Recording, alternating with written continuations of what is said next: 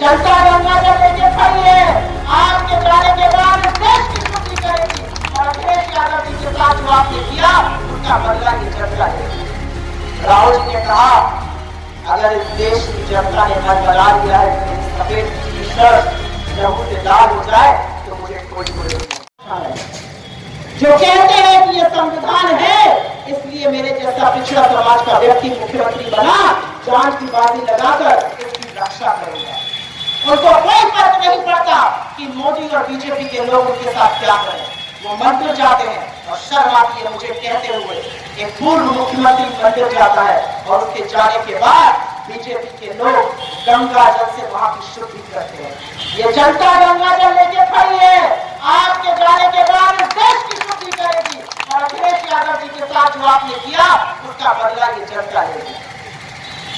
एक बात और कहूंगी, मैं उस नेता की सिपाही हूं जो कन्याकुमारी से कश्मीर पैदल चलता है, जो मणिपुर से मुंबई की यात्रा का साहस रखता है।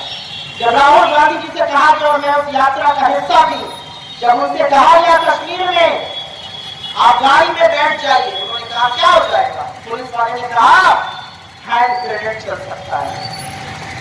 और ये सुनी सुनाई बातें बता रही हूँ, बगल में खड़ी थी जहां ये बैठे हैं वहां राहुल जी थे, जहां मैं खड़ी हूं वहां पर मैं खड़ी थी, सामने पुलिस वाला था, लाखों लोगों की भीड़ थी। राहुल जी ने कहा अगर इस देश की जनता ने मन बना लिया है कि मेरी सफेद टी शर्ट लहू से लाल हो जाए तो मुझे कोई नहीं। मैं ये देश छोड़ूंगा और चल के दिखाऊंगा।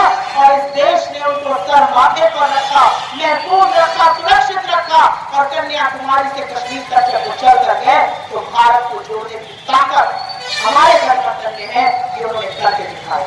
मैं बड़ी बड़ी बातें नहीं करूंगी।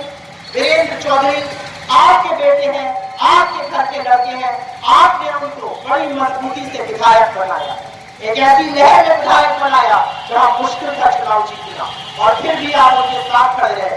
आपने घमंड और अहंकार को तोड़कर वीरेंद्र चौधरी जी को चुना।